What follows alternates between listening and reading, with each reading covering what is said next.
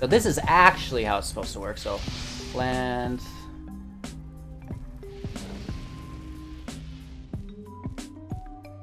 Woof. It's a few permanents, you can say that. I don't think it matters. Hey everybody, welcome back. Thanks for taking the time to watch Hello Good Game. Today we are playing an Abzan, I don't even know what you want to call it, a combo deck, I guess, which revolves around Eerie Ultimatum, flooding the field with any number of permanents with different names from your graveyard. So this deck is a little weird before we get into it. It has not a lot of 4-ofs. The 4-ofs that are in there are super important, so maybe don't ever adjust those. But the 1-ofs could be adjusted to your liking potentially if you're, you know, a wild man or lady, right?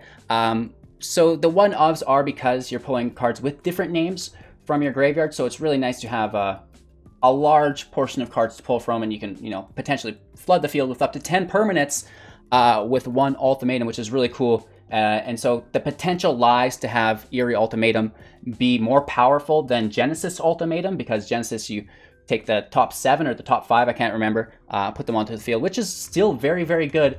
But with Eerie Ultimatum, I mean, you can just take as many as you have, which is really, really powerful.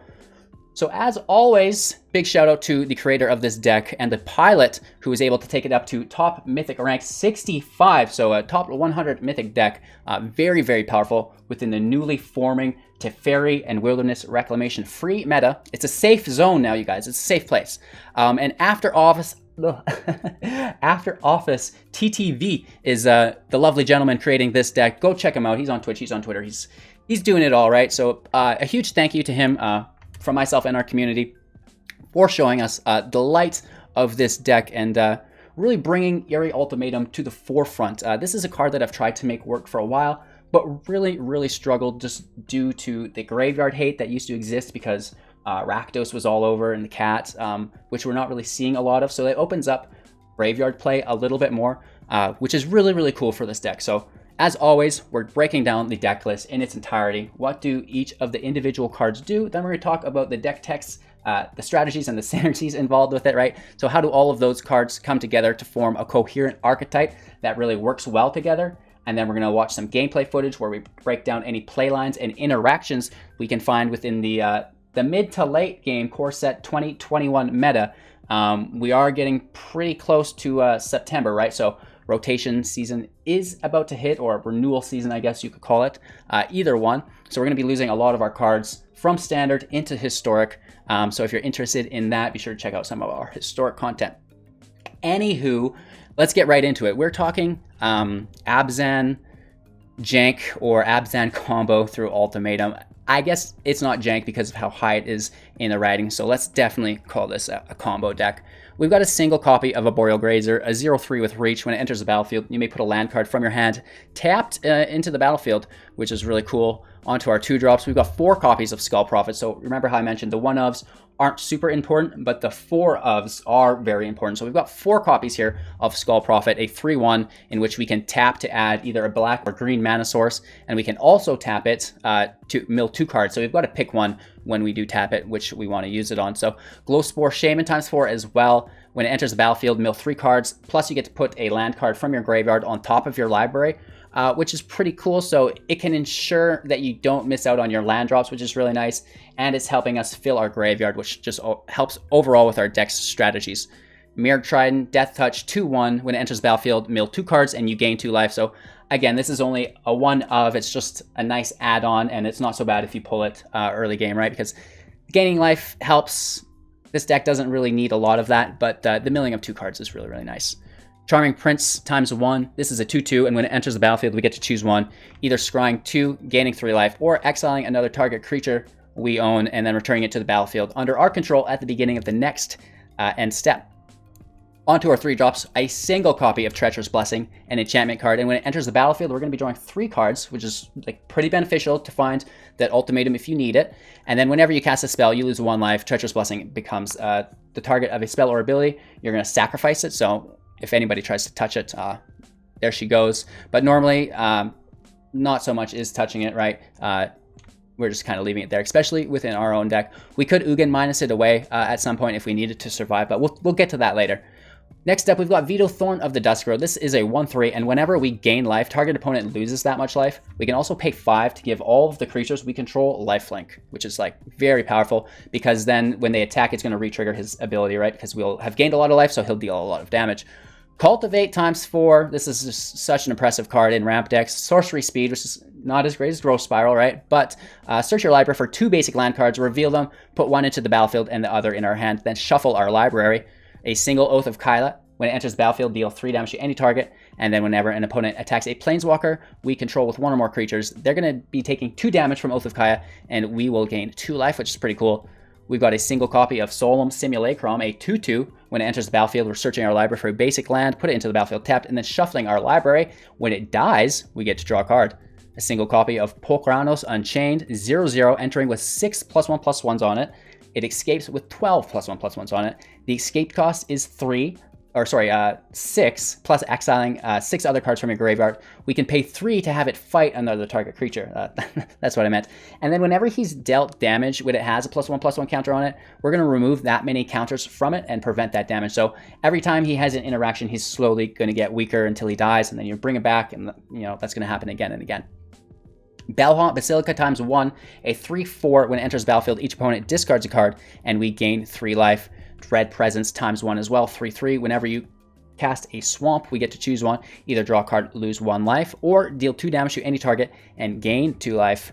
Elspeth, Sons of Nemesis, another singleton here, coming in with 5 loyalty, no static ability, -1 up to 2 target creatures you control each get +2/+1 until end of turn, -2, create 2 1/1 white human soldier creature tokens, and -3, you gain 5 life. What's really nice about this is the escape cost for 6, plus exiling 4 of the cards from our graveyard to replay it. So potentially some really nice survivability there, and then the -3 has high synergy with certain things in our deck, but we'll get to that, right?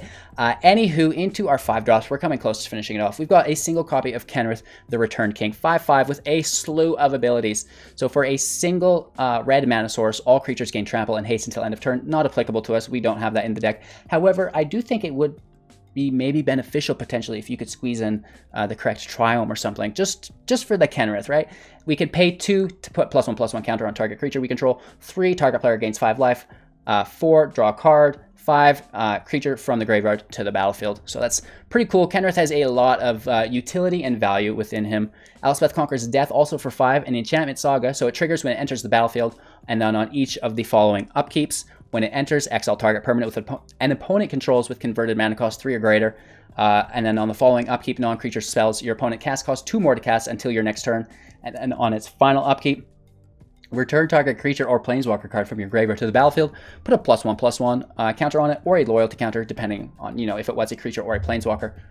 For Cavalier of Thorns, so we're back to an important card within the deck, a 5/6 with reach. When it enters the battlefield, reveal the top 5 cards of your library, put a land card from among them onto the battlefield, and the rest in your graveyard. When it dies, you may exile it. If you do, put another target card from your graveyard on top of your library. A single copy of Yorion Sky Nomad, 4/5 with flying. It's not a companion, so we're not going to worry about that. And when it enters the battlefield, we get to exile any number of non-land permanents that we own and control and return them to the battlefield at the beginning of our next unstep. So anything, the Cavalier of Thorns, any enter the battlefield effect is going to re-trigger with Yorion, which is pretty cool. And again, we talked about our Eerie Ultimatum. We have 3 copies of this. Sorcery speed, return any number of permanents with different names from your graveyard to the battlefield.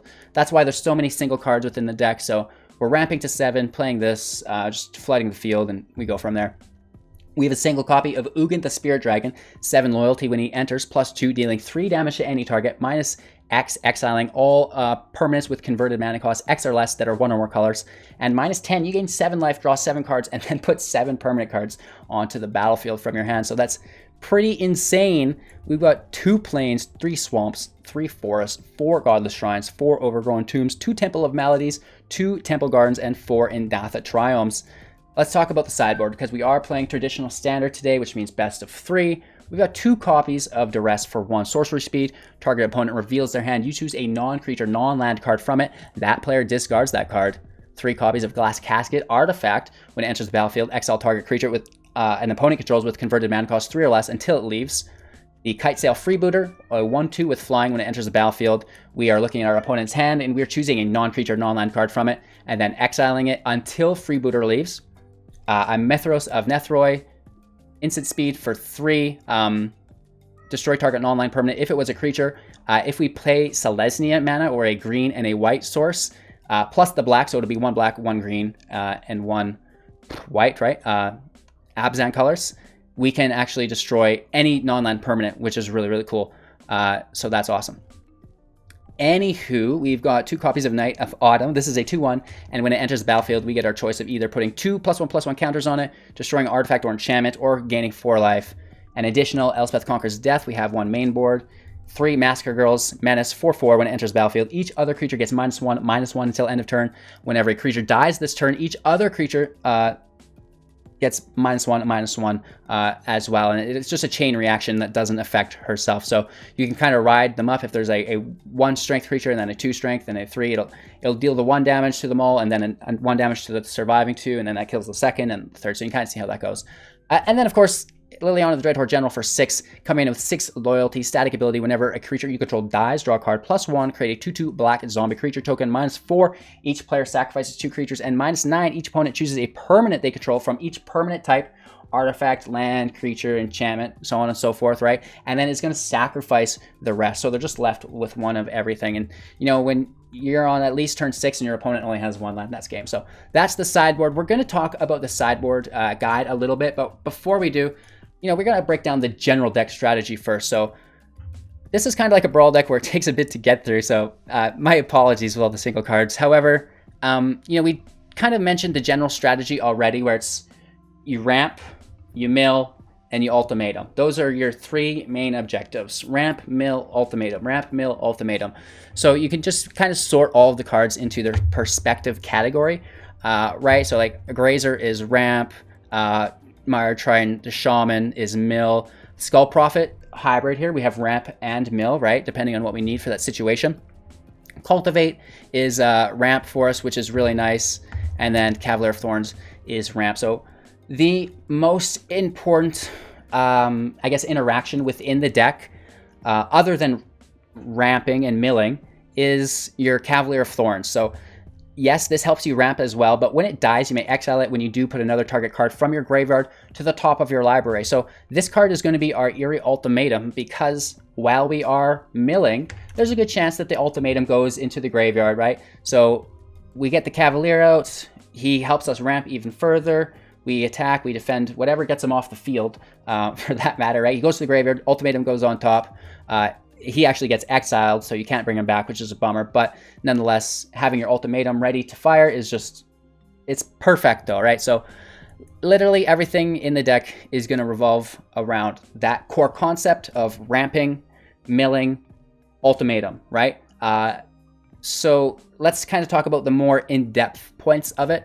So like all the singleton cards have a little bit of utility for different scenarios.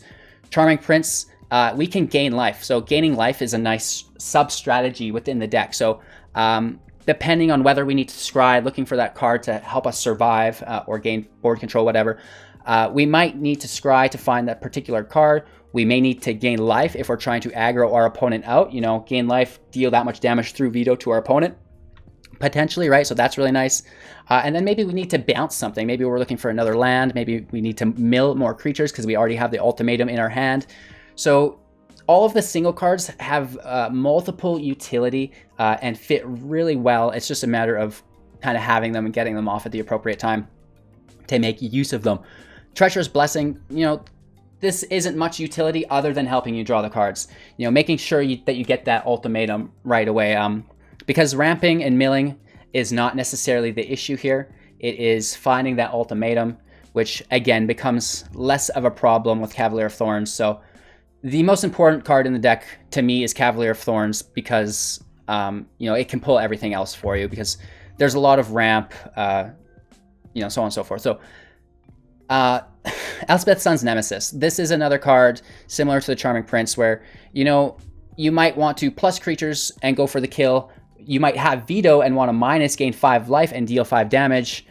Maybe there's sacrifice effects, or he doesn't have any creatures. It's a control deck or something. Maybe you want to go wide, right? So these single cards are very situational based on your current matchup. So try to really distinguish what deck your opponent is playing and determine, your best route to get that victory, no matter what it is. So it really depends. Dread Presence, again, so this is, you can draw a card, lose 1 life. Draw engines are amazing. You can also deal 2 damage to any target and gain 2 life. There's not a ton of swamps within the deck, but there is a lot, right? Like, there is a good amount. So that's not bad, especially if you can flood a whole bunch of swamps with the ultimatum, right? And especially if you have a veto out. So there's a couple really cool combos that you can pull out of the graveyard if you have them in there that revolve around veto and the life gain. Because we are basically allowed to pull unlimited amount of permanents out. There's so many things that will gain you life that you can pull veto plus these other things and just do lethal damage to your opponents. Bell-Haunt Basilica is another one of those. You're going to draw or discard a card from your opponent and gain 3 life. Oath of Kaya, dealing 3 damage, gaining 3 life. So really that would, be dealing 6 damage and gaining 3 life. So you see just how easy it is to smack our opponent. Even Kenrith for 3, target player gains 5 life, and we're ramping, so it shouldn't be very hard. We don't necessarily have to kill our opponent with our creatures aggro style. It really all comes down to this veto. Whenever you gain life, target player loses that much life, and then gaining life. So ramp, mill, I guess survive, find veto, and then just gain life.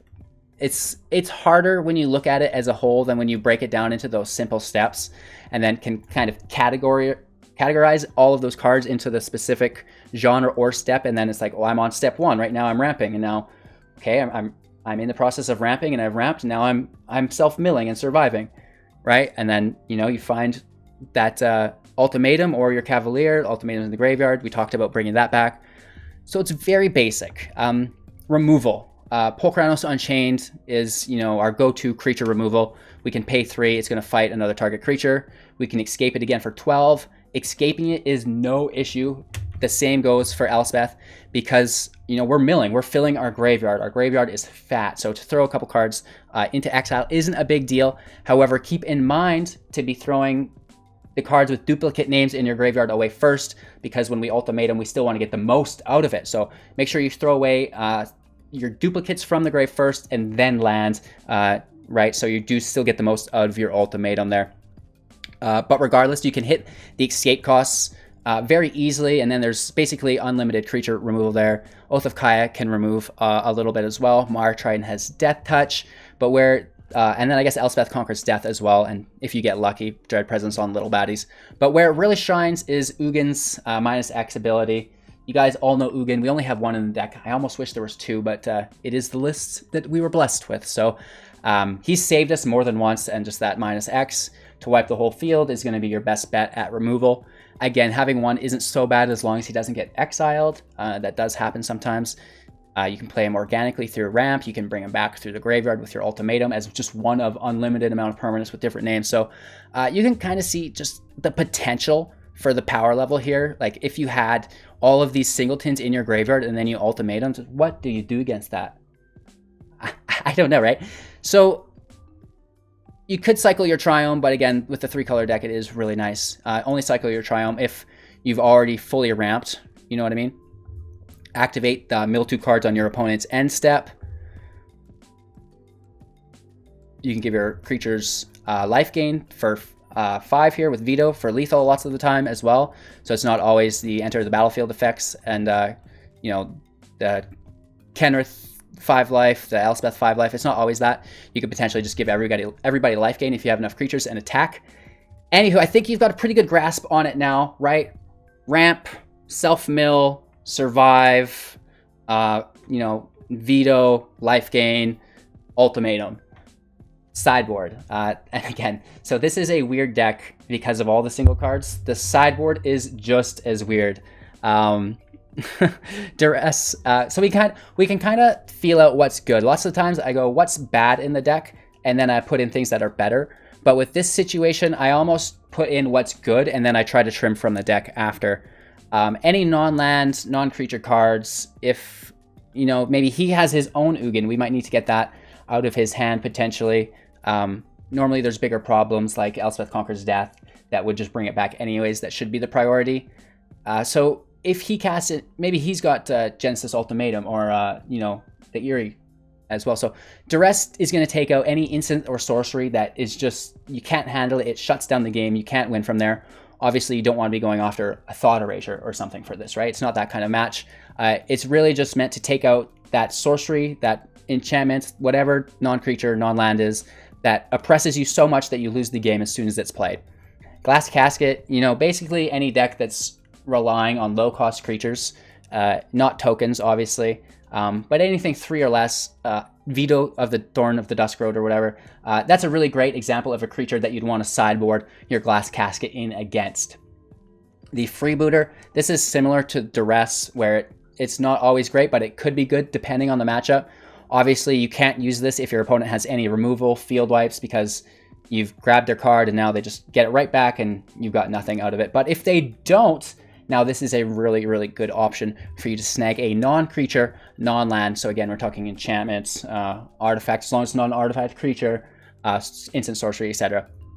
Mythos of Nethroi. This is just kind of like a hidden card that's, again, kind of for that one card that absolutely destroys you. It's instant speed removal, permanent if you spend Abzan mana, which we will absolutely have available to us basically at all times. So instant speed removal on anything. You don't cast it on anything, right? Make sure you use it only on the cards that he played that 100% will end the game for you. Night of Autumn, you know, the +1/+1 counters come to mind against Heartless Act. That makes that really quite good. Gaining Life is good for Veto and artifacts and enchantments. You know, maybe he's got some Elspeth Conquers Death that you don't want Planeswalkers coming back, so you can use the Knight to destroy those. We already have an Elspeth main board, so we're not talking about that. Massacre Girl, any token deck, any aggro deck, she's just going to be your field cleaner, and she'll wipe those up for you. Liliana, the same thing if it's an aggro deck, any kind of creature deck, the -4 is really, really helpful. And then even the draw engine is pretty cool as well. So you're going to have to feel your way through the sideboard. It's a little weird here. And again, feel free to adjust that if you will. I didn't want to today just because of how well this deck was performing for After Office TTV, who reached number 65 in a Mythic rank in Magic the Gathering Arena this season with it. So a big shout out. And, you know, I've been having a great time with this deck in Mythic. Let's pull up my untapped GG here. So you can see we went 3-2. 60% win rate, which is pretty good. Played for just over an hour. And again, Mono Black aggro, Gruul aggro. These are the only matches that we're really losing, as when, you know, it's turn 4 and we lost and we didn't get to that Massacre Girl or she can't pop off. Potentially Extinction Event could be added to maybe save us from some of those aggro matches. But again, I didn't really want to edit the list yet. I just wanted to make the most out of it. And, you know, overall, we did move up in rank from 940 to 780. So we're gaining Mythic rank, and that's what's really important. And in all honesty, a 60% win rate within Mythic is just fine. I know a lot of the players will only have a 53% win rate as professional. So if you can consistently play at 60, you're doing just fine. With that all out of the way, you guys, if you're not into this deck, because it is filled with a lot of mythics, a lot of rares, right? I do recommend that you just check out our YouTube channel. On our homepage here, you scroll down, like free-to-play, budget beginner, we've got you covered. No rares, no problems, right? Even rotation-proof. So if you're brand new to the game, I really recommend checking out our free-to-play budget beginner and our just general Magic the Gathering Arena beginner guides. If that's not your thing, you've been here for a while, check out the standard videos, check out the historic, the brawl, just our general tools and tips, right? So go ahead, subscribe to the channel, and even join that membership program if you want to, which leads me into my final segment before today's gameplay footage. A huge shout out to our Patreon, our Twitch, and our YouTube financial support. You guys are absolutely incredible, allowing me to do this basically full-time with OT, right? We are just crushing content out, and you know, a huge thank you from not only myself for making this dream literally a reality. Woof! I would have never thought possible. But like the community loves it too, right? It's not just me who likes to do this as a job, but they love the content which is being made possible through you. So big shout out to you. Thank you so much. That's all, you guys. I'm live on YouTube every morning at 6 a.m. Mountain Standard, at 7 a.m. Mountain Standard. We do go live on Twitch for 3 to 8 hours, and then we are back on YouTube Live again at 6 p.m. Mountain Standard as well. In the Discord all day. Links for everything in the description below. Make sure you check out After Office TTV and his sick deck. Give him a shout out on Twitter if you want. And enjoy today's gameplay footage. Don't forget to stick around for our final thoughts, and we will talk to you in a few minutes.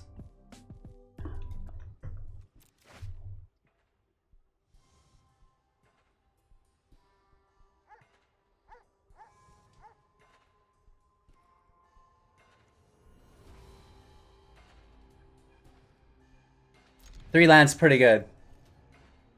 The Triomes are also not the worst, but this could get a little weird.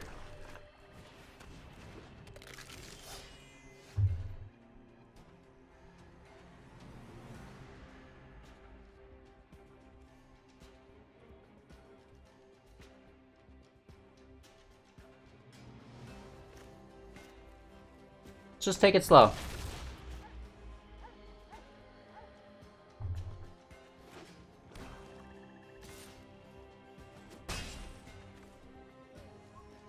Instant speed removal he's holding up. If he doesn't play a creature, eliminate, something like this. Okay, creature comes in. Ooh. Big boy.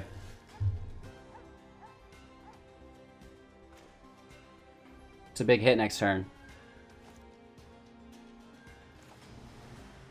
Just go to town, try to pull our Ugin.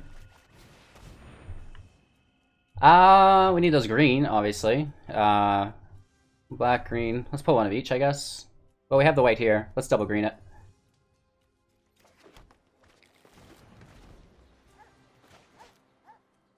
Triumphs really make that a lot easier too. You barely have to think about it. This is a gross hit here, though.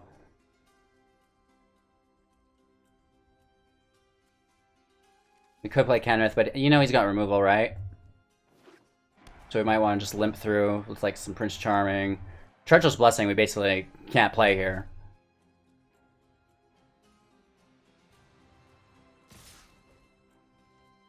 Pumps his Knight. No? Okay. Into our hand, though. Takes our Blessing, which, you know, we're ignoring anyways. That's okay. It's his only choice. Non-creature, non-land for the freebooter. Another Knight. He knows our hand, though. So that's pretty beneficial for him. Did we lose 4 life? Oh yeah, these each hit for 2. Frightening. I thought it was only 3 damage. So that's not good.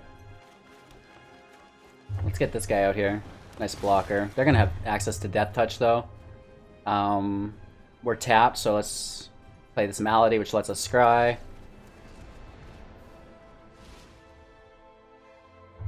And the Grazer can go. We don't need that.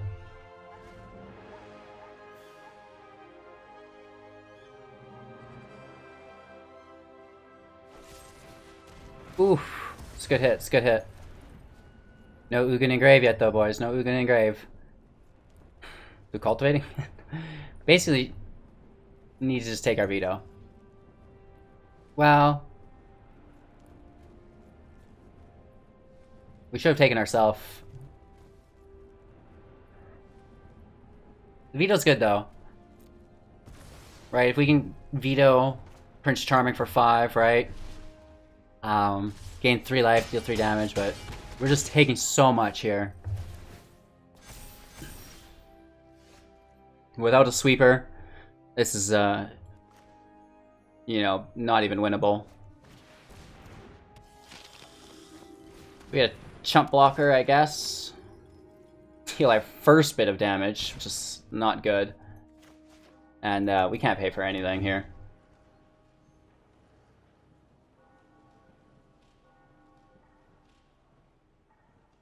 I mean, we could have went for the scry, but then we were dead for sure. I still think we're dead here, right? Even if we double block. Yeah, good game.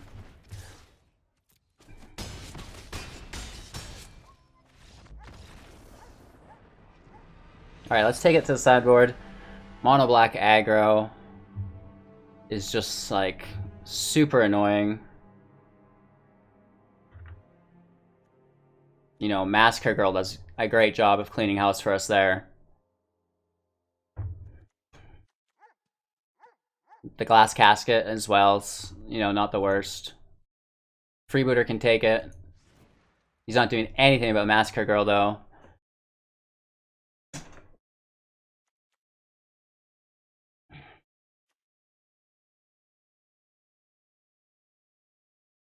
No artifacts or enchantments to destroy, really. No ECDs, really. Taking our Glass Casket is probably the best. Right, he's got a lot of creatures, so maybe Liliana is nice over our ECD. And then we take some Glass Caskets. And we drop...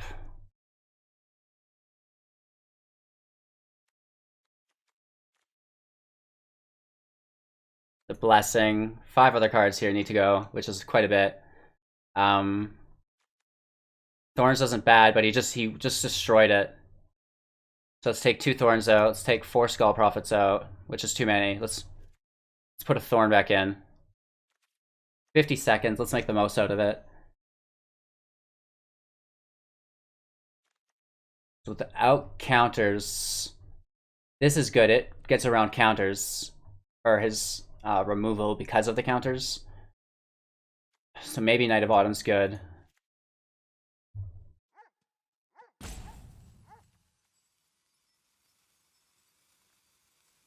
Let's drop a Dread Presence.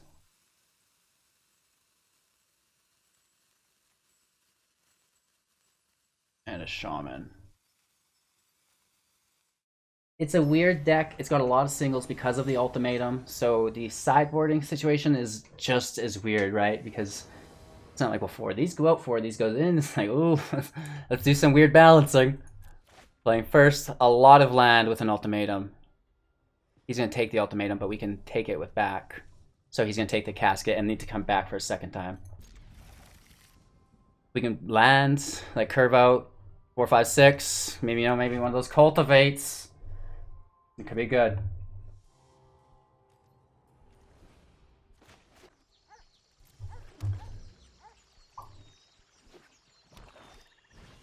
Basically, I have to leave Gutterbones alone.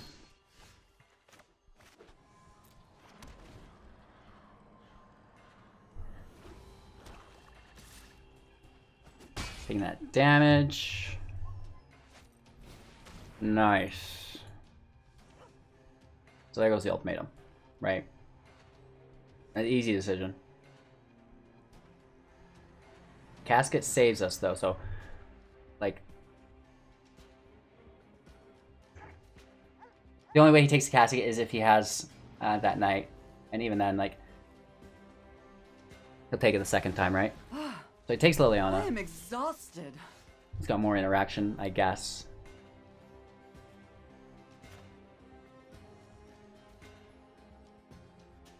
Full his removal. Right, he's got to spend his whole turn removing us. That's okay. If not, you know, then we're starting to execute. 3, 4, 5. We need 7 here. There's the removal.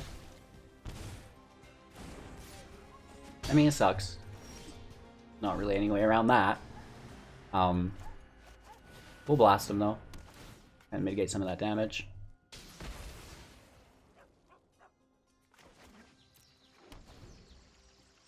Hitting 5, 2 more lands. Nothing really in the graveyard though is the thing. So we need some self-mill.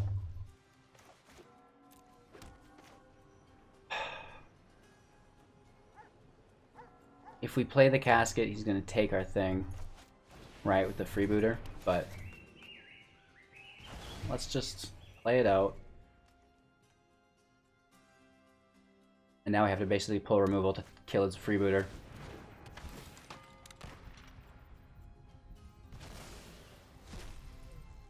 What a life I have lived. Now let's pull land until we lose. I could do your fortune. It might not be great, you might not like it, but I could probably do it. No, I'm just kidding. It's just, you spend enough time in the meta, right? And you kind of learn the different play lines. And, you know, you contemplate. It's like, what are the chances that he has that? And you're like, well, I know he doesn't have it. You go for it, and you immediately get burned every time. And then you forecast your doom with the landfall. Just buried in a mudslide or whatever. Avalanche. Rockfall. Flood. What could happen on the plains? Like, the grass was overgrown? Locust Swarm, maybe? I don't know. I mean, Death Touch helps us a bit, but... Oh, bad. Just, you know, land, baby. And he won the first game in a row as well, too, so... Yikesies.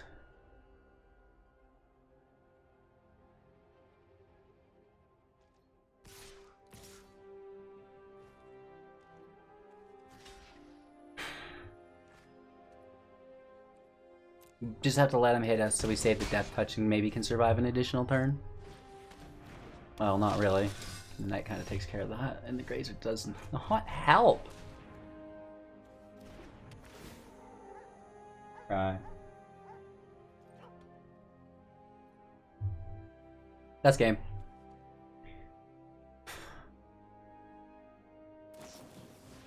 Flashes a Priest in as well. Mono black aggro, you know, you can just see how powerful it still is. He was even loaded with a sideboard grasp.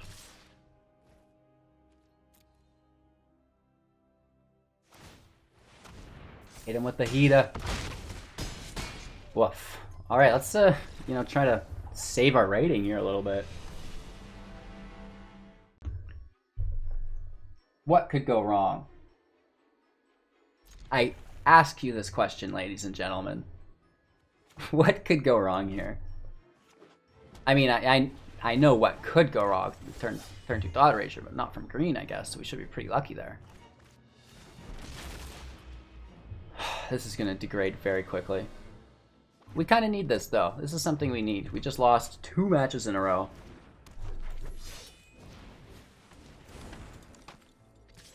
Can he aggro us out before 8? I certainly don't think so. We might have to pay 2 life, though. That could be a bummer.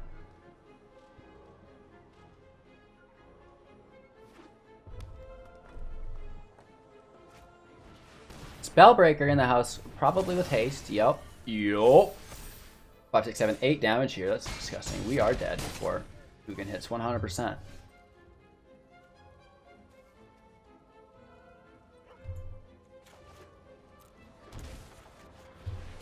Gross.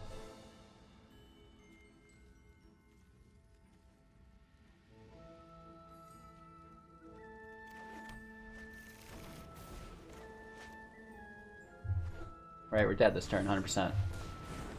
6, 7, 8, 9, 10. Wow. Oof. I guess we know what could go wrong now. Lord. Lordy, lordy, lordy, lordy. Was that not awful? Removal. Sacrifice. You know, Yorion can probably... Well...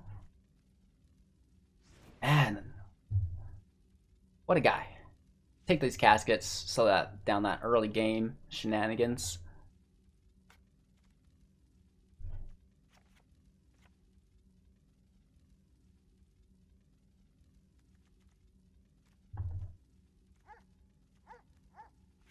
Drop our presence. I just feel weird with that in there. I feel weird with not Sun's Nemesis in there too, if I'm being honest. I'd rather be milling, right? Like if the mill doesn't work, what good is the ultimatum?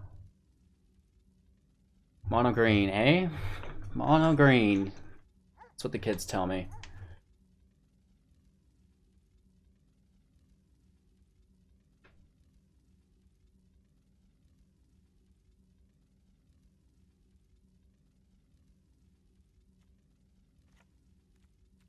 I don't want to deal too much damage to myself is the thing. We take out Treacherous Blessing as well.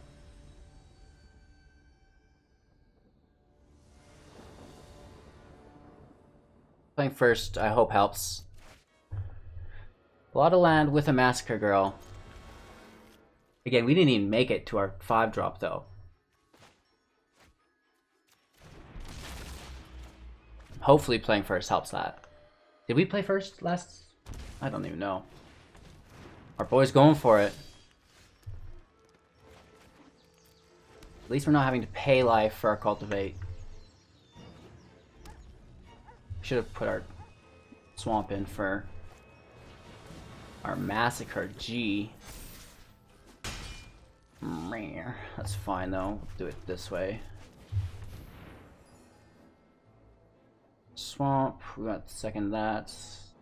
We got 2 of those. Doesn't matter. We got more black in hand. Yeah, it literally doesn't matter because the Triome. Let's put the Swamp in.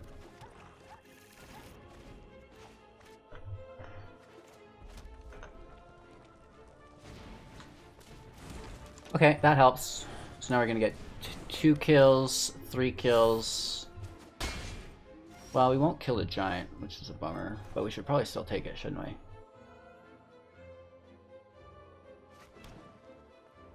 Right, it's gonna deal 1 damage to everything, so 4, then 3, then 2, then 1. It'll have 1 life left, and that's annoying for me. 1, 2, 3, 4, 5. Could put to 6. Next turn would be 7. There's nothing in the grave.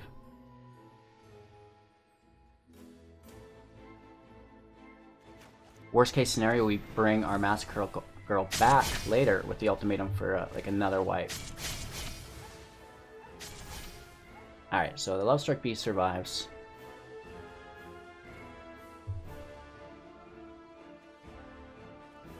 Play to 6 next turn. Veto into our Cultivate worst case scenario if we pay life, which we probably don't want to. Another Pelt Collector opens up the attack, which is good. We should chump block this, right? Just not take any more damage. Send it to the grave. Pelt Collector ticks up. Or no, it doesn't die, so nothing happens. Never mind. Robber should have came out earlier when we would have killed it.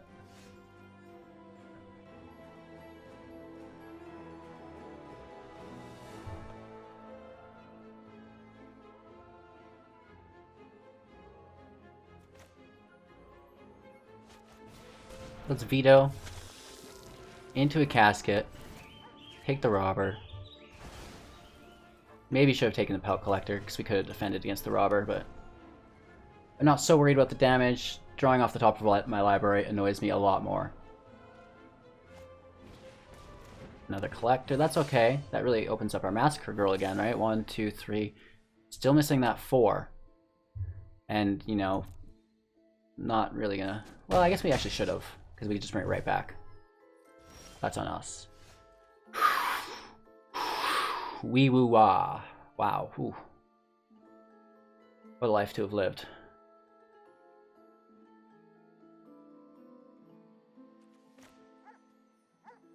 Kenrith should hold us on. Right? We can do a really nice trade. Hopefully draw an untapped land, player ultimatum. But he's definitely got it going on. Right? Colossus. Oh, it's just straight up Embercleave. I think that's game, isn't it? Yeah. Should've went with Liliana's minus sacrifice creatures. The more you know. Okay, playing first. We gotta redeem ourselves here. We're 0 and 2. We just pulled no land. Okay, 3's fine. 2 Cultivates, which hasn't really been helping us that much today. Let's just throw the ultimatum. Or throw Cultivate. Hold the ultimatum. Because how many Cultivates do you really need?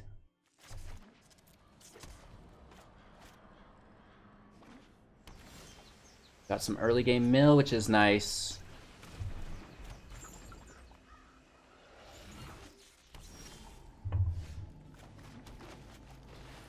Please and thank you.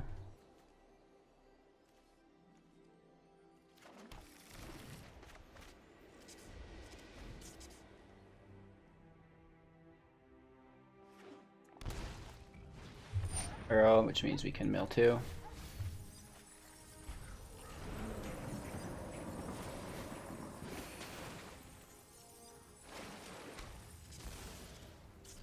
Dropping 5, going to 6.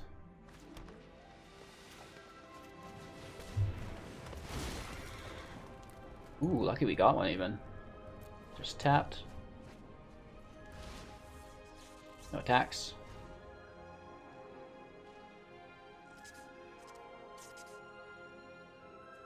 Right, we got 7 in grave. Hopefully he doesn't exile our graveyard. That would be catastrophic. I said it, so now it's gonna happen. Oh no.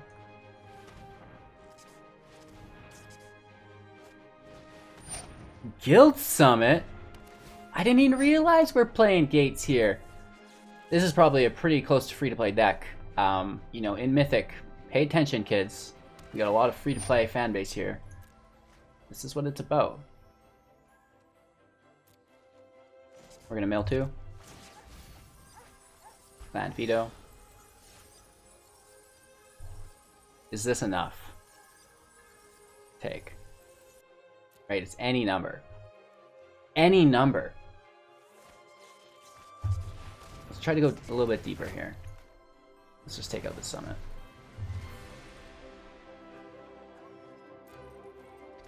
Take our 5 damage. End turn. We're gonna mill again before we use our ultimatum. Want to go big, right?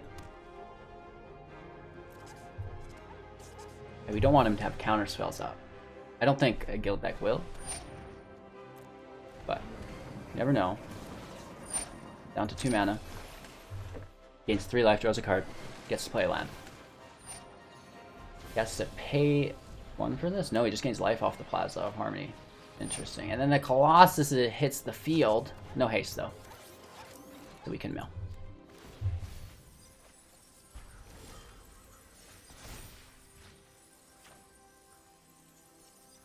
Let's mill 2 more.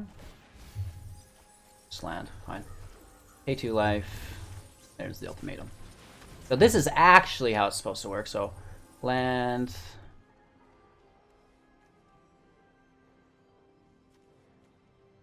Woof. It's a few permanent, so you could say that.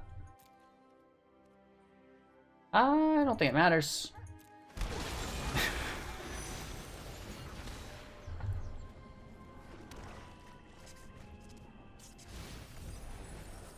We're gonna deal a bunch of damage through decline this. We don't want any more land.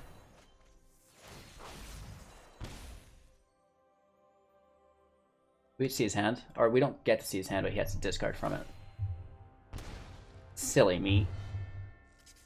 Yeah, we can't do much. Be cool if we had a little bit of haste in our Triome selection. Am I right? He's got an 8/8, so we're not attacking. Can't be blocked by creatures with power 2 or less. I think we should be okay. Gates ablaze? Don't you dare.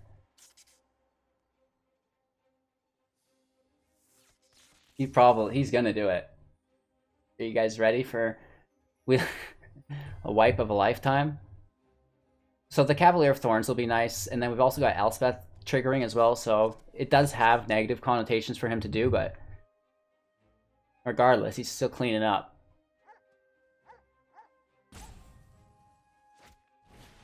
Okay, we see a Grazer. So maybe not.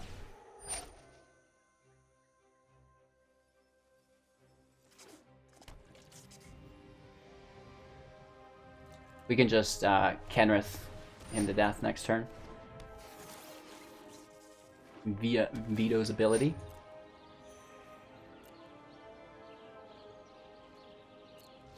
Right, land on taps, now we just go Psycho.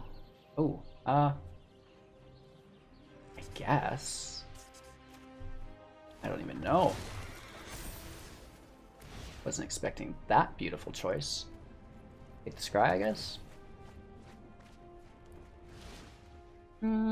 Okay. I don't think we'll even need it, but let's gain some life.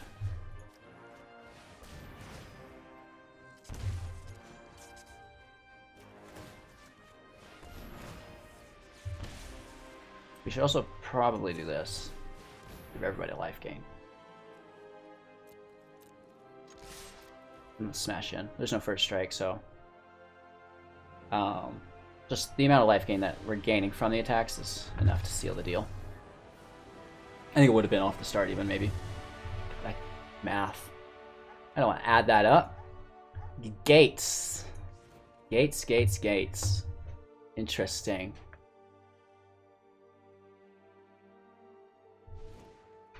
I don't know. Gates is kind of weird. Maybe Duress will take his guild summits away. Let's lose our Grazer, and we'll lose our Blessing. Done. Just gonna hit the bathroom for 1 second.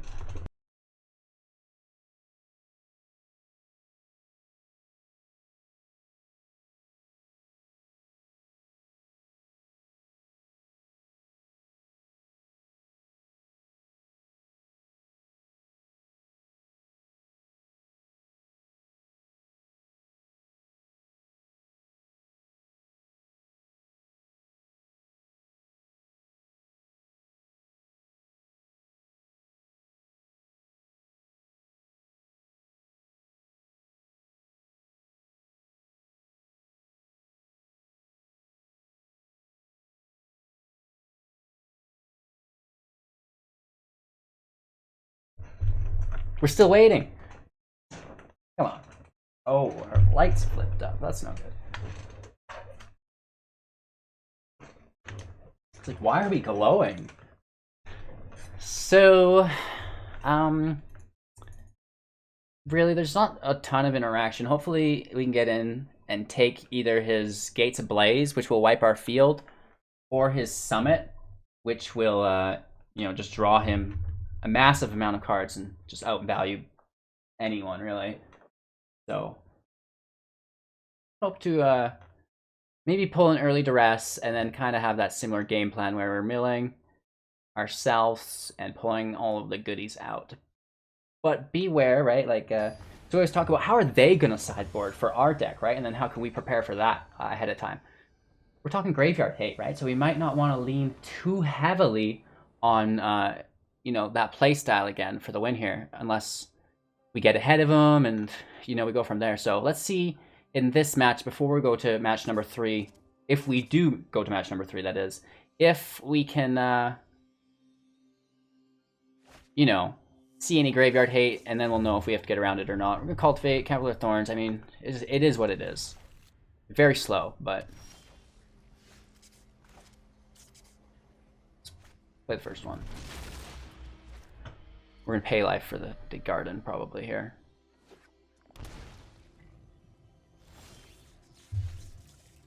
Well, we might not have to. We should take the Scry, though, still. Scries are good. A third Cultivate we definitely don't need. 2 is more than enough. Really, you only need 1, I think, is the key number of Cultivates in hand. Especially with Cavalier and stuff.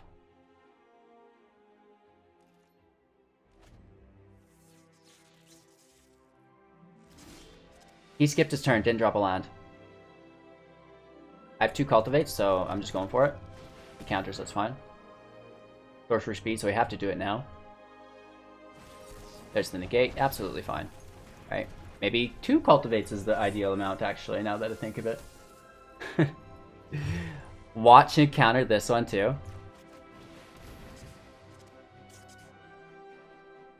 Nope. We need a white source.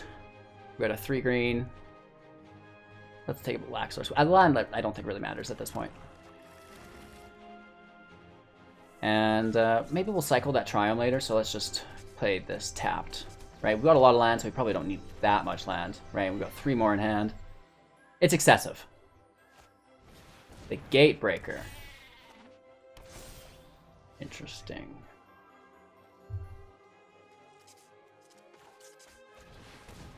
Just kind of helps us with that mill, right? Let's try to go for it. We do lose an ultimatum, though. You know, that's not good. This can come in tapped. Nothing for 2. All right, this is starting to get risky, right? He drops another gate, which he can now play from the top. Gatebreaker survives us. This is a land, though, not a gate, so we're safe there.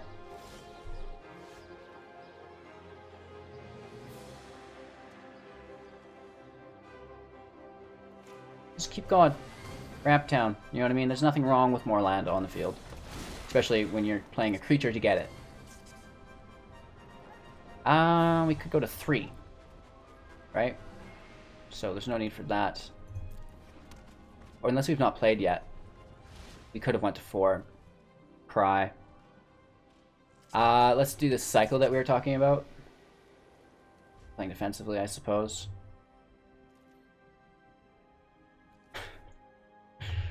Right, remember if you've played a land or not this turn. Pick a phase and always play your lands on that phase, whether it's first or last. Sometimes I like to play it right away, just so if there's a counter that you've got to pay for to not have it countered, like Mystical Dispute or Quench, like, you'll have that mana available. Because I've been burned playing my mana the second phase and not having it when I did. No attacks. Let's take that cycle.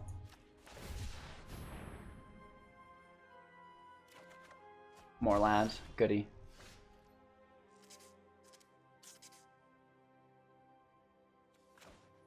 We should probably kill these rams before they get too big, is the thing, right?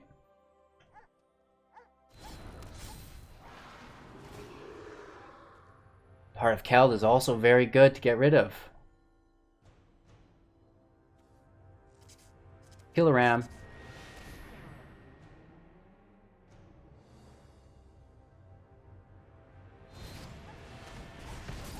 Okay, that's fine. It actually survives. That's not fine, because it takes the tokens away from it. Nice. We should have killed the Heart of Keld instead.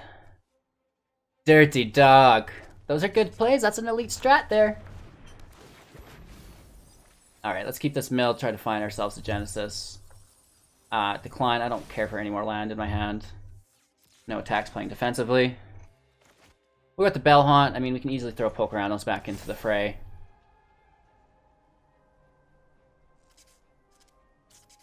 Gatebreakers are 6/6 though, so I mean that's not ideal.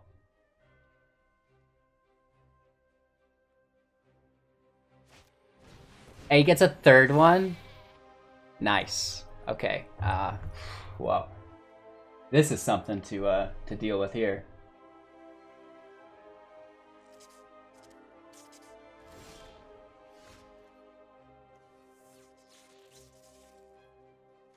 Escapes as a 12/12, to be honest.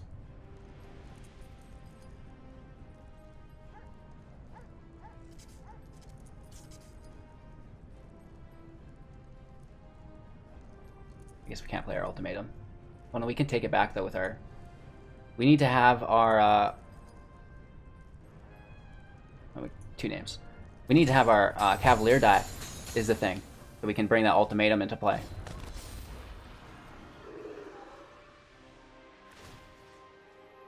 At least I just need to smash these rams out is the thing.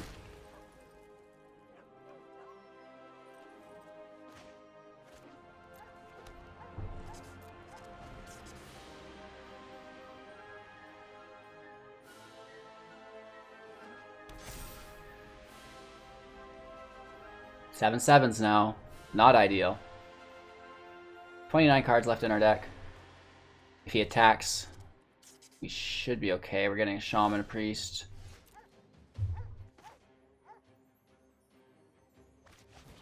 Need some life. Have him discard. I guess that's something. Maybe we should be attacking with them to have one of them die, right?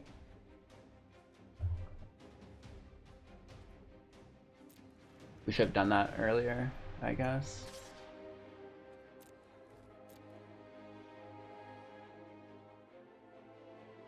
One, two, three, four, five, six. Only has first strike on this turn though. Does. Oh man, we should have counted his land. 1, 2, 3, 4, 5, 6. He can do it. But then we could fight the Keld. Either way, I mean, we'll get one of them. Let's see if he goes for it. And as soon as he taps his mana, we fight it. That's dead, regardless. We thought he could have went for it too. Let's maybe re-highlight his land, try to trick him into it. Like, he's got 6. See, now he thinks about it. And when he thinks about it, we strike from the shadows. Got him. Okay, okay. Let's play the land tapped. End our turn.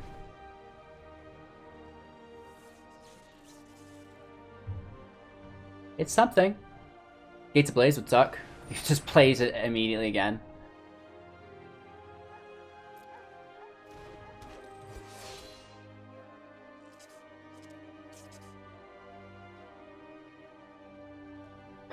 What a guy.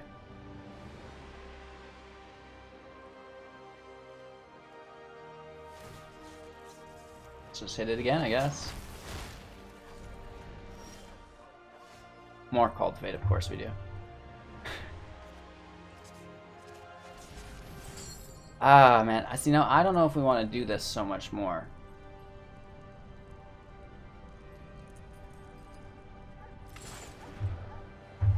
Let's hold the phone here on this Pokranos.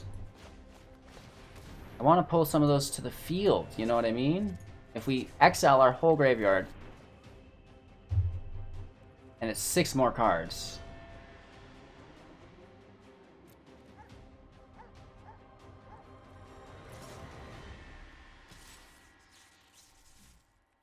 Let's just hit for 5 every turn, right? It puts them in a weird spot. We can still defend, grab our ultimatum.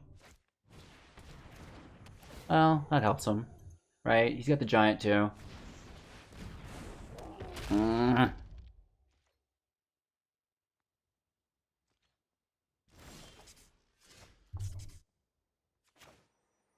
There's no more basic land to pull with that Cultivate. Just throw it to the grave for our Pokranos, I guess.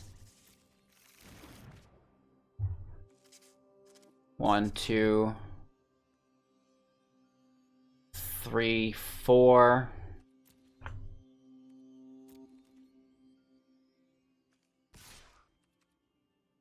Let's sit with our Cavalier of Thorns.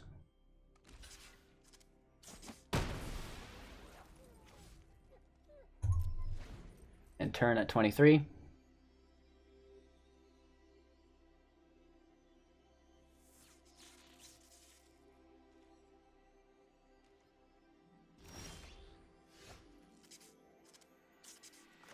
Not bad.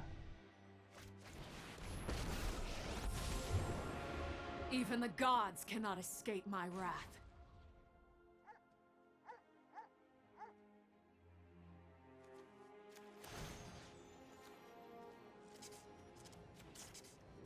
The heart of a hero beats within your breast.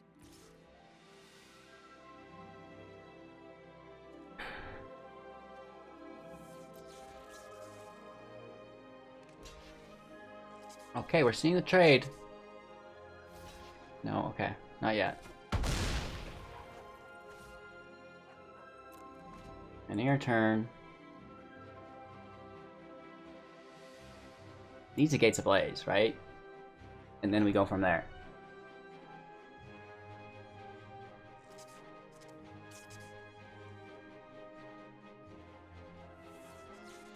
If he goes for a graveyard anyways after us holding off on our Pokranos for the ultimatum, oh, I'm gonna be so sad. Whew. See where we go here. He's got good field presence.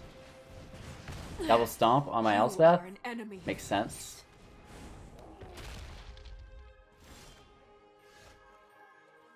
Cycle this.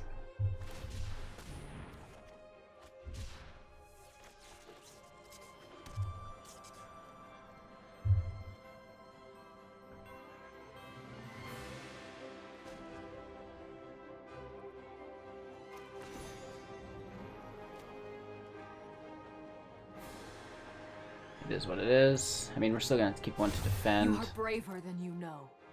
If we attack with everything, that forces him to block. Correct? He could block both of these. He could block 3, right? He could chump block there. We'd only get 7 in. 1 would die, and he'd hit us for 14. That's not worth it. Let's just keep easing our way in, I guess, right? Slow and steady.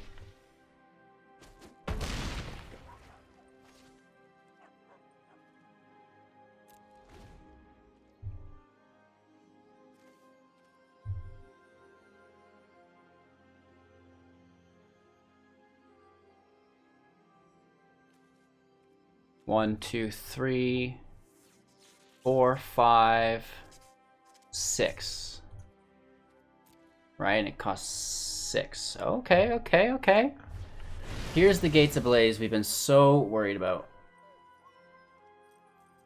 Cleans the field. Really helps us out, especially if he attacks here. He's got something to buff his strength up. That'd be horrifying. Hits us with an Embercleave. Best play of 2020. Embercleave Ram. Big hit. But we're ready to roll, right?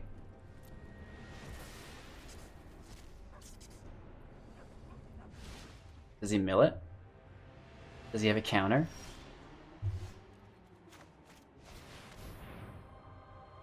I bet he does.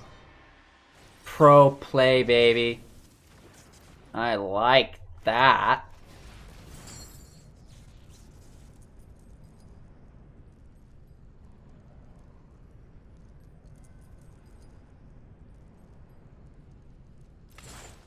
Okay. That's a bummer. Let's smash this goat.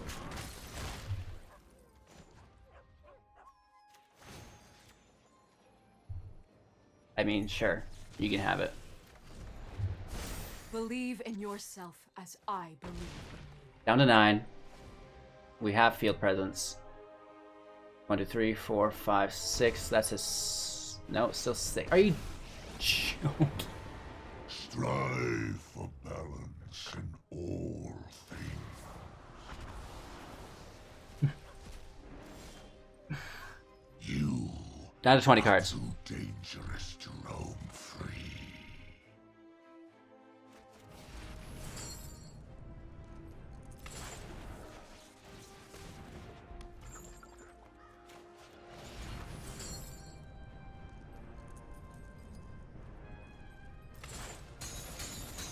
Let's get our Nemesis back in play. Now we're making tokens. Prepare yourself, Heliod. I have killed one god. Courage will bloom in all who Right, seek Ugin can justice. +2 kill one of them. Oh lord. Oh lord. Have mercy. Elspeth's dead. Again. I I cannot will escape my destroy failures. if I must. Well, this is quite enjoyable. If I only had a red mana source. So sad.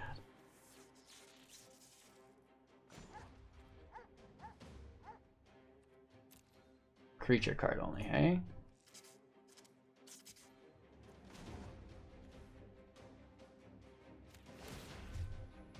Could be from his. Under its owner's control, so definitely ours. Let's have him discard that last card there. Please and thank you. I wonder what it is. Another Gates Ablaze? You dirty dog. I think... Oh, we can't draw a card. That's a bummer. And we may as well just take something from our side as well.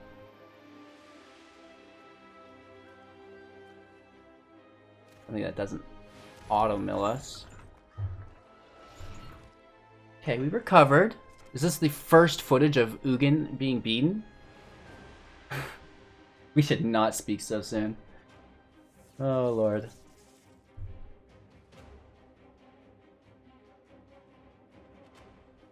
Kenrith is a threat. No joke.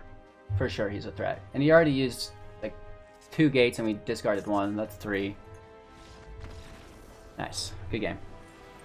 Just tried to play that slow game, waited out, still ran into Ugin, but was able to survive, thankfully. Honestly, with this deck, you never know. There's enough land to support it. You could easily just snipe this from us, and then it's a very awkward hand. We're going to try our best, though. It seems to be mono green, which is terrifying. Could be Gruul. Oh, it's Simic. No, it's Mutate. Nice, okay. Now we're cooking with fire, ladies and gentlemen. Let's ride that untapped land wave. Mill some cards on the path.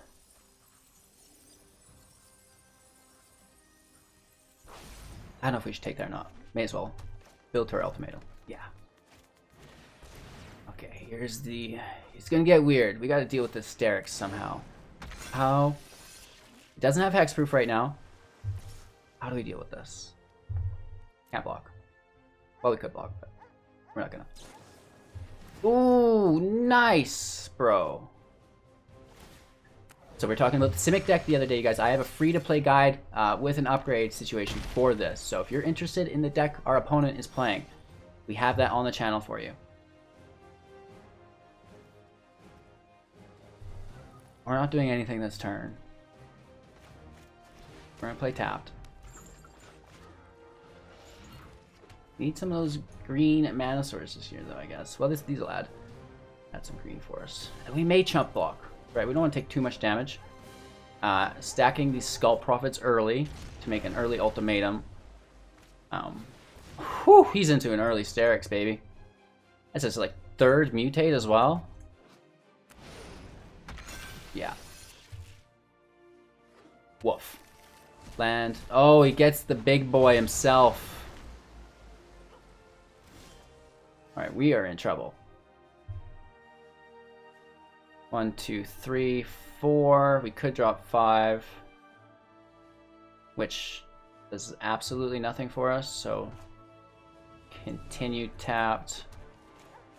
Take the land draw. Needs to be green. No attacks, that needs to defend.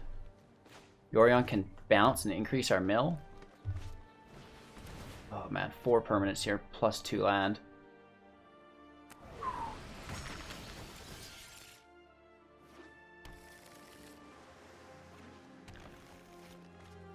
Nothing in our graveyard either yet. Oh man, he gets Vivian on the field. A world of monsters? This guy is wildin'. Paradise. Another Great Orn, oh my lord. I'm telling you guys, we had a lot of complaints on this mutate deck. They're like, I've lost 15 games in a row, I can't win a single match. Like, well, you tell it to this guy. He seems to have a different plan in mind. That's lethal, we're just gonna let it rip. Woof. So, sideboarding against that. Normally pretty easy, not necessarily with this deck. Great Horns 4.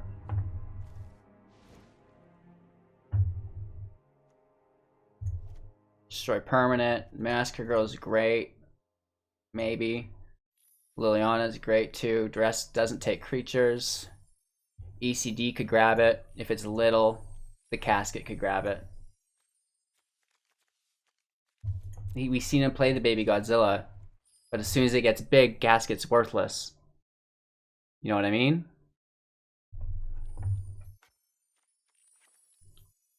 Well, Yorion's actually not bad.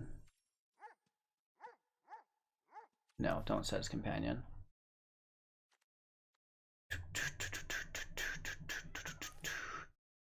Wow. I don't even know if Massacre Girl will save us. Sun's Nemesis, Dread Presence, Treacherous Blessing.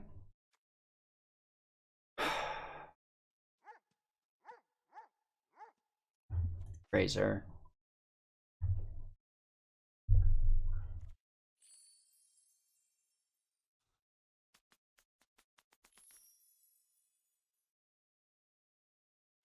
Let's take 2 Massacre Girls, I guess, only. That casket might be important.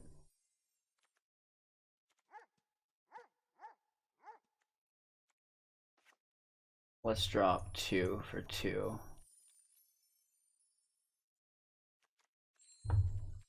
Yikes. Alright, so may the force be with us. Let's send all those Sterixes of his down to the bottom of his library. Right? They're pretty powerful cards. Playing first here. 2 land will get us going. Temple first. Skull Prophet right after. I think. I'm pretty sure. We might Glass Casket on turn 2, depending on how he plays it.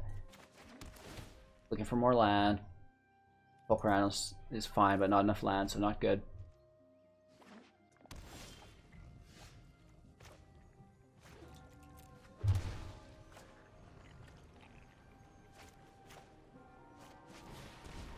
Right, take that ramp ability, that could be good.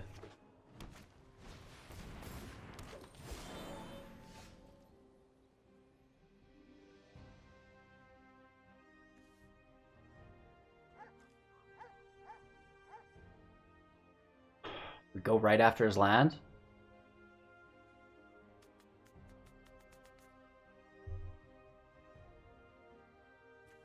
Right? Or it's a non-land permanent, never mind.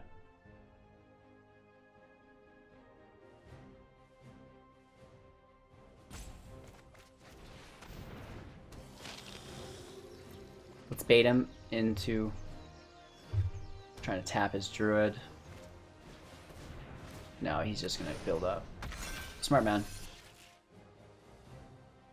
Could have paid life, I guess, and then tapped for a mill, but I think our only chance now is to just ramp into this Ugin.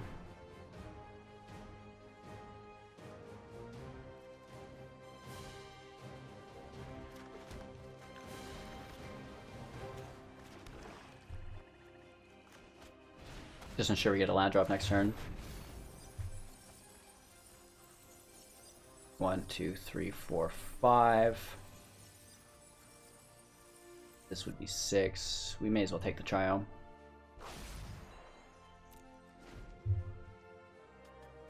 Still need 2 turns. Yikes. Parcel Beast. Really cheap. Floods the field with land for him. Now we can tap it on our end step. It's like a growth spiral on a stick. But when he taps it, we strike.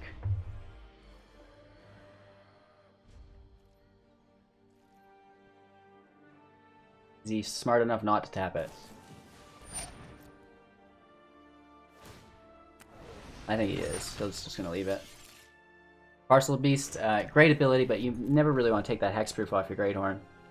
Or your Paradise Druid, right? Okay, we see the Sterix hit.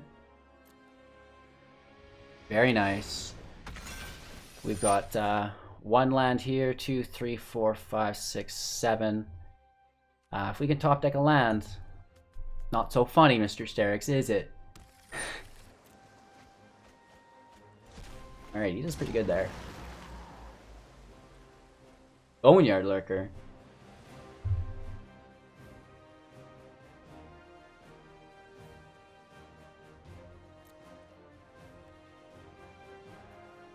We mill a land off the top. I'm gonna be so sad. Triumph, that's fine. Let's save the Nethroi. Well, it's not bad. That will help us next turn. Right?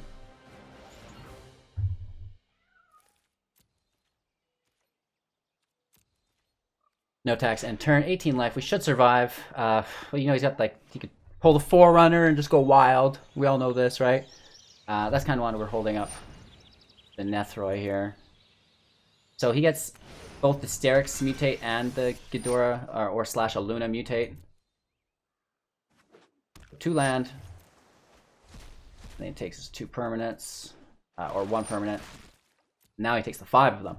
The reason it took 2 is because there's a land on top of the Shore Shark. Elemental cat dinosaurs? I love Ikoria. We're exiling for 5, I believe.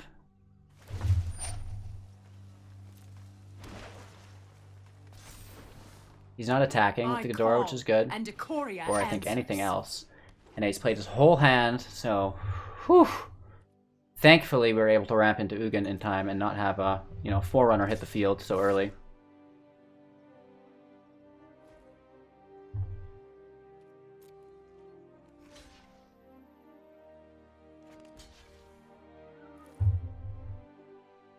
I guess we just take the 4.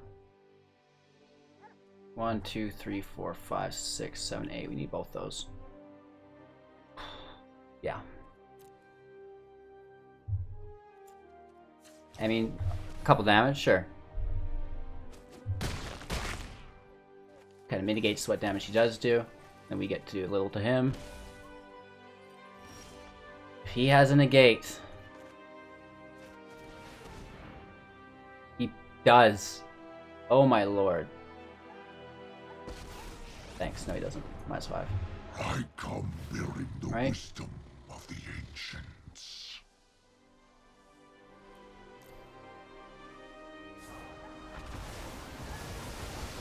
I hate this. Okay. Now I feel bad for... Oh, nice! Ugin's gone. He doesn't kill Ugin. This is a mistake.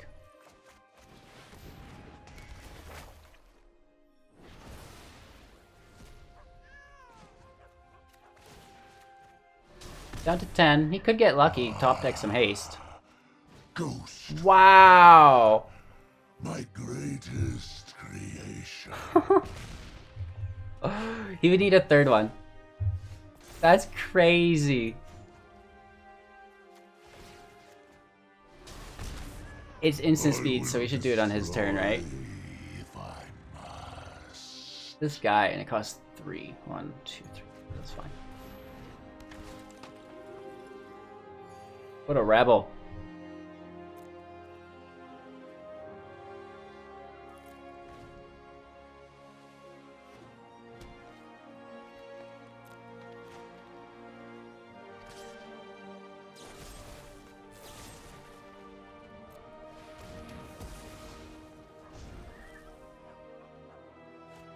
I think we got him.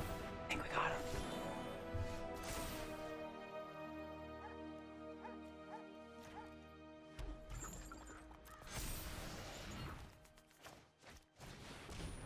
We've got our walls up. We should be okay.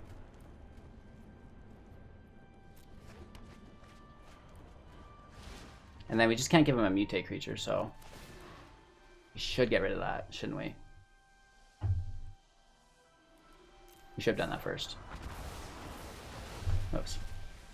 Nice play. You Right, we can't give him anything to mutate onto, because he could pull Asterix. roam free. Interesting. The plot thickens. 1, 2, 3. Yeah. Okay. Let's take it to game number 3.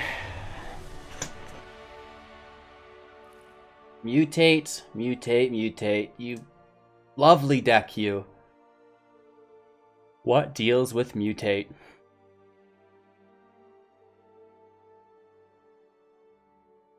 And that Forerunner. Wow.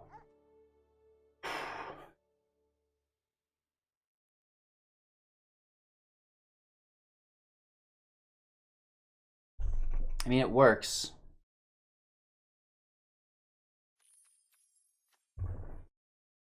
It's really weird.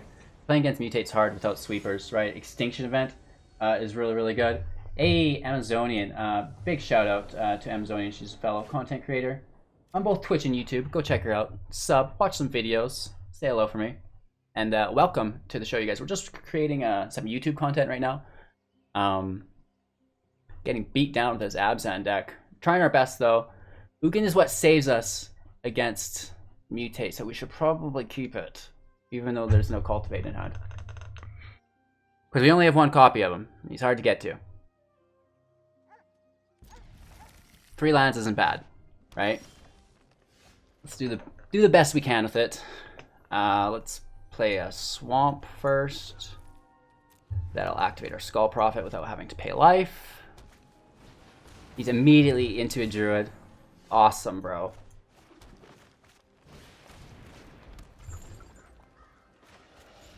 We need to get to 5, to get to 6, and then somehow jump to 8.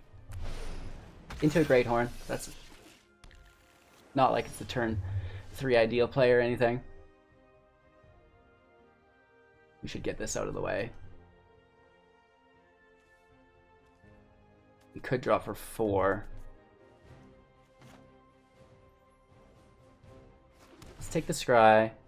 Oh, the Cultivate's good. We were going to mill, but we're not now. We'll use it as mana. Okay, Cultivate might save the day here. And hopefully he didn't bring counters for our Ugin. Immediately into a Vivian playing from the top of his library. Every creature deserves life. Can he mutate cards off the top? Probably. Diversity is our greatest strength. We shall cry in shame. I mean, it is what it is. I guess we have 2 swamps. Take a Plains of the Forest. Forest in. This comes in tapped, unless we want to play for 2, which we don't. Just chilling, trying to survive. Get into this big boy Ugin. 3, 4, 5, 6, dropping 7, pulling 8 with our Cavalier. Could be alright, could be alright.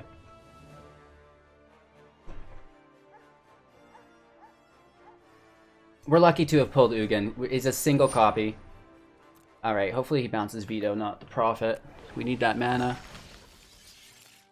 Okay, cool. Veto is pretty threatening. Okay, but first you'll have to unlock your device. Easy, settle down. Don't say Veto is kind of threatening to your phone. It'll try to call the emergency services, I guess. That's how bad it is. I love making new friends. What you doing, Willis? I gotta just take it.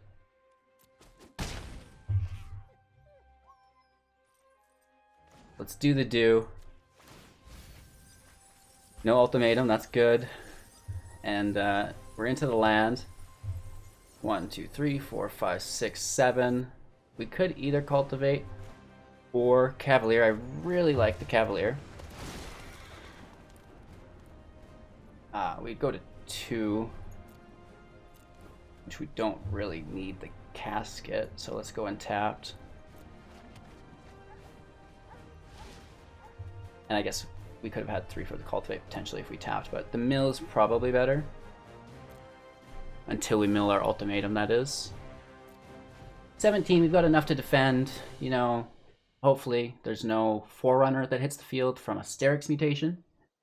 I think that's really the only thing that's going to get us here. If not, I mean, we should be able to -X on Ugin and just kind of restart the game up again, right? I brought friends. Lots of them. Parcel Beast is not a Things Sterix. are about to get out of hand for you. This is good news.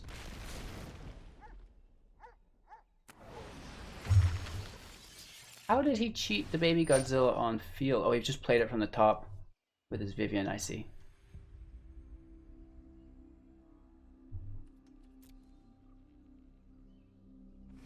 Like, how did it enter from the library? So we're bouncing the Cavalier, and again, I don't want to tell him this, but that might be a misplay. If he bounces our Skull Prophet and we don't draw land, I'm going to cry. We should have definitely cultivated last turn. Oof.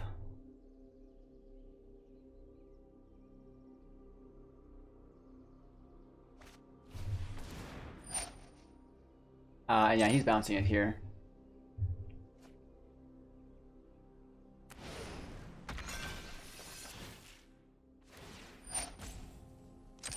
Takes a bunch of permanents as well back to the field. 1, I should say, not a bunch, but it will be a bunch by the time he's done. So we survive. We just need to top deck a land, please and thank you. Appreciate that, right? 4, 5, 6, 7, 8. -5. No spell pierce, please. Oh yeah, it hits. Unutilized knowledge. So hopefully, is you know, rotting. no more of that Forerunner haste. Takes its draw. Through the Parcel Beast mutation ability. That's it. We clear the field, and now we pray. Silent. Baby Godzilla, that's okay. The thing is, it doesn't have a hexproof. He should have went with the Paradise Druid, in my opinion. That goes 3 or greater, though, so now our casket doesn't matter. 1, 2, 3, 4. Could be 1 less. Total 5. So we short 1 of the Sterix. Here hits the Druid, though. That's interesting. It's not a lot. So we're gonna have -2.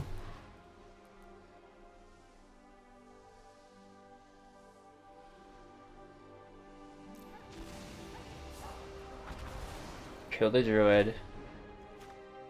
And we have 2 mana available. Creation can be undone. Right? No. Just 1.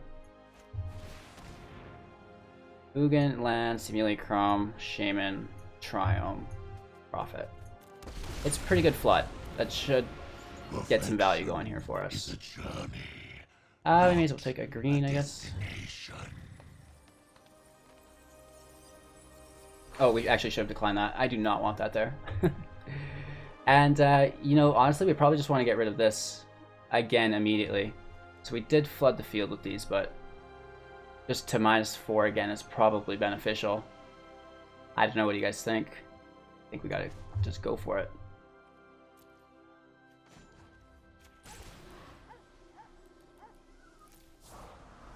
Sorry, creatures. It is what it is, though. We keep our Simulacrum, at least, Are too as he is dangerous to colorless. roam free.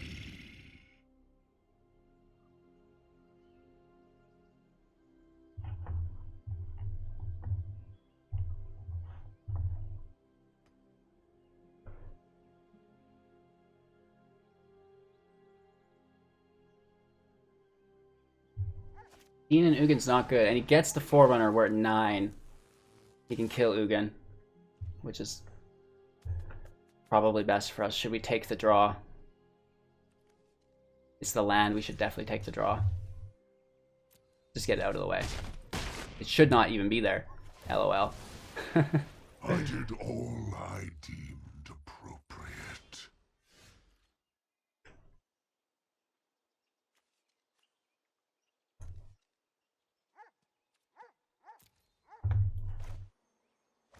So we can just probably block the Forerunner pretty well.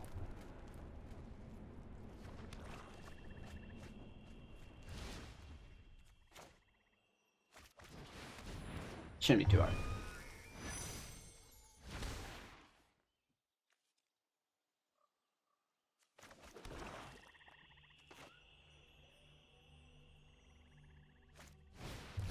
And just make it kind of like a weird situation for him, right?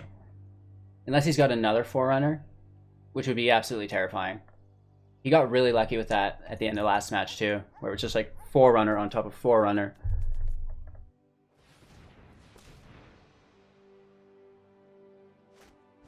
Parcel Beast mutate. That's okay, just building his mutate stack back up. Onto Hysterics. You gotta love it. Hopefully just lands. Good, good, good. And hopefully no 2-cost mutate. Another Parcel Beast. Or an Octopus. No, that would work actually. Alright. Okay, good game. That's awesome. We can just gain a bunch of life with Kenrith, and Vito does the damage there.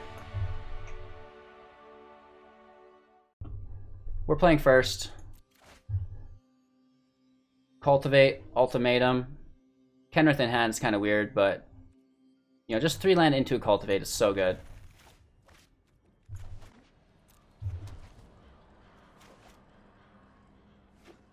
Maybe we'll have to discard somehow.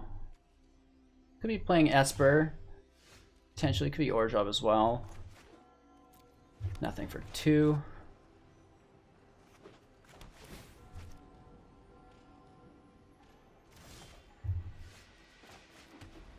Let's start it up.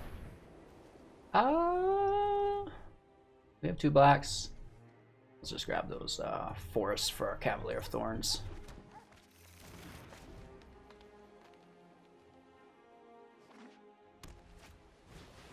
Kaya right to us. Could be a Planeswalker build. Interesting. Without Teferi 3. I'm into it. Let's Cavalier for another land. Take the Scry.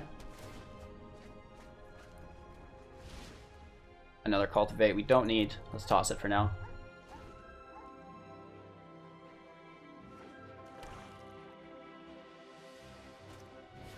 Treacherous Blessing is good for us. So it's Doom Foretold, Orjaw Prison Control. Let's flood the field so we're not sacking. But even if we are sacking, that's kind of where we want our things to end up. Oh. Okay. Speaking of sacrificing thing, let's put our good stuff in the field. So we will have to sacrifice that, right? No land. I guess that's fine. We lose our ultimatum, so if we do lose a Cavalier, we can pull our ultimatum, put it on top of our library, which is super helpful. 1, 2, 3, 4, 5, 6, 7. It would be 8. Sure. 8's for Ugin. I don't think he's in our graveyard yet. Negative. ECD on the Cavalier doesn't die. So we don't get the ultimatum. But we have one in hand actually, so not that bad.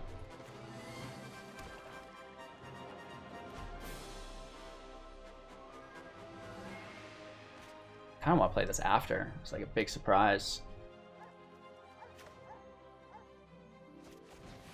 Let's hold on to it. 3 mana. Let's just gain some life. Down to 9. Needs to shatter us here.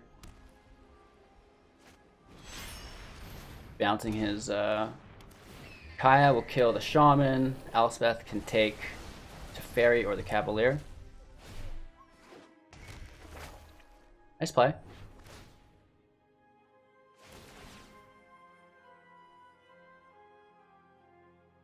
Treacherous Blessing's just going to kill him though, I'm pretty sure, before he gets to us.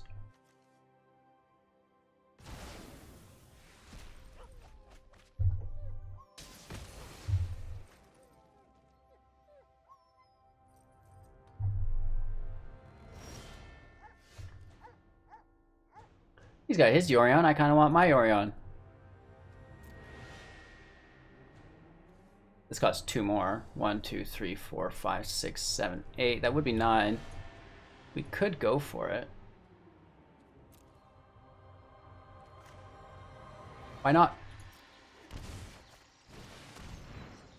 1, 2, 3. A lot of Glowspore Shamans. Taking everything we can. I don't think there's any need. We're not going to get Yorion out anyways. And then we always ECD there, ECD. It's just good manners. Take another land. Thinning our library. A little mill. We'll decline here. We don't really care for more land. And we have no reach on defense, but his health points are so low that he's kind of in a defensive position. Shatter the Sky lets us take our ultimatum back, and we're basically kind of cycling that now, which is pretty cool.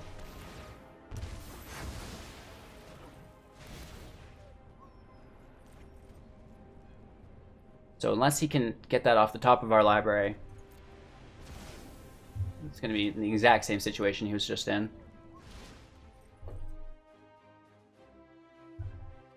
Oh, we're going to draw it as well, so we'll have to discard it from our hand, which is probably easier than from our library. Nonetheless, all good.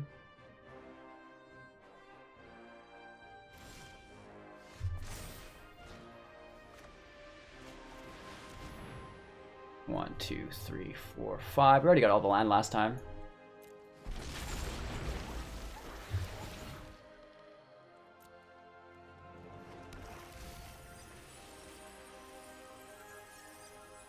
Fine now, we don't want any more land. Oh, we got rid of our Ugin. That's so sad. And, yeah, why not? 22, we don't want to mill ourselves too much, but at the same time... Well, actually, we don't have any more land. We don't really need life gain. The mill is good. Let's leave it. Let's just play it conservatively. And we're going to cycle this later.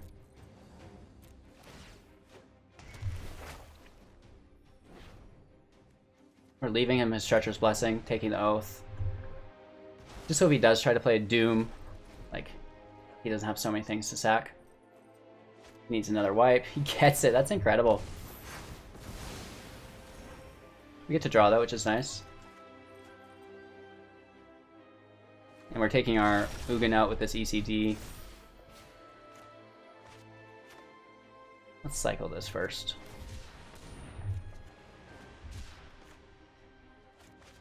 Take the scry.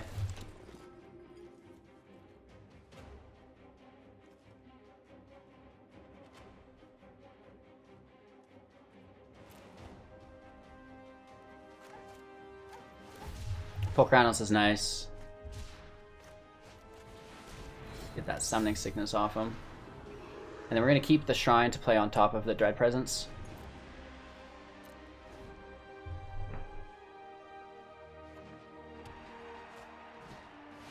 ECD takes Pokranos. Nice. Or does it take our ECD? It really should have taken our ECD because we're pulling Ugin. FYI. Discard the land is fine.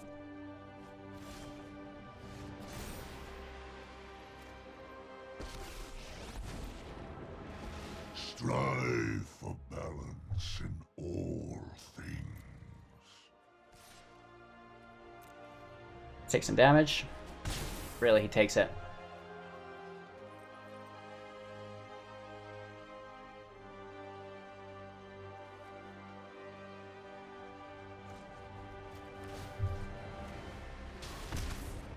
My flames burn.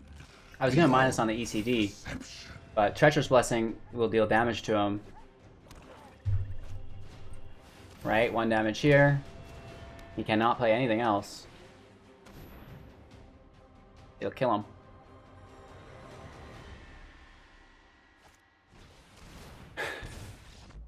Nobody makes me bleed my own blood. Okay. Viewing the battlefield. Orzhov, prison control. Duress helps. Freebooter won't help because he wipes us lots. Destroy artifact or enchantment, that helps.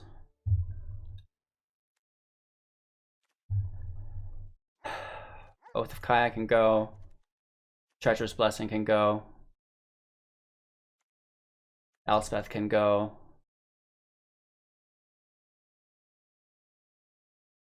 Pokranos got exiled, which sucks, so that can go. Let's take our other ECD. And I think Dread Presence can go as well. Just kind of trimming the fat, really trying to focus in on that main objective of ours.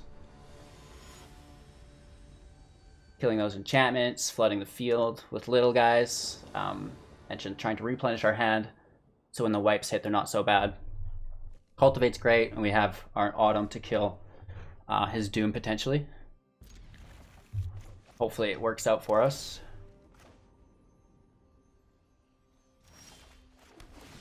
It's a lot of land. I don't think we need 2 Cultivates.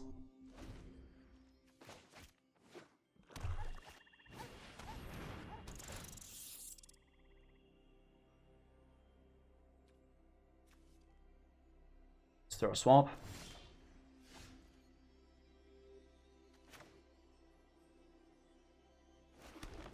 Play our Prophet.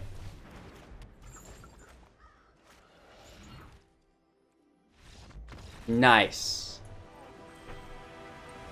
Hey, I'm down with the Clown after that intense first match, right? That was a struggle. And then to just give up so easily, he must have bricked on land or something. Thank you, kind sir. Hey everybody, welcome back. I hope you enjoyed the gameplay footage just now. After Office TTV, you are always making these decks. I don't know if I can say this, but this might be borderline autistic. I don't know. It's a great deck. I had a lot of fun with it. And once you can kind of get the feel for it, it starts to work a lot better, right? Just like I said, mill, ramp, survive, veto, life gain, ultimatum if you couldn't do it organically, because that will do it in one shot. So let me know if you've been enjoying these top ranked Mythic decks in my Mythic gameplay footage. We're trying to make them a little bit longer for you guys. I know that helps the engagement a little bit anyways. Make sure to like, comment, subscribe, share to a friend. all that jazz. We are almost at 10K subs, at which point our next tier of the 500,000 gem giveaway will trigger. So we're giving away 500,000 gems, you guys, to our supporters since the very conception of Hello Good Game with less than 10 subs. So this has been something we've been running our entire career, and we're getting close to another big giveaway. So don't forget to subscribe to the channel, join the Discord so you don't miss out and can kind of read up on all the rules, you know, all the goodies, and share to a friend because I'm sure they want a bunch of gems as well. So thank you so much for watching, all of the support on Twitch, Patreon, YouTube. You guys are incredible, making this possible for all of us. I know I do repeat myself, but it's been an hour for you, not for me. I do the intro and outro back to back. So anywho, I'll give you a big old woof for your day. Do take care, enjoy yourselves. Decklist in the description below, along with, you know, anything else you can need. And we will see you tomorrow. Peace!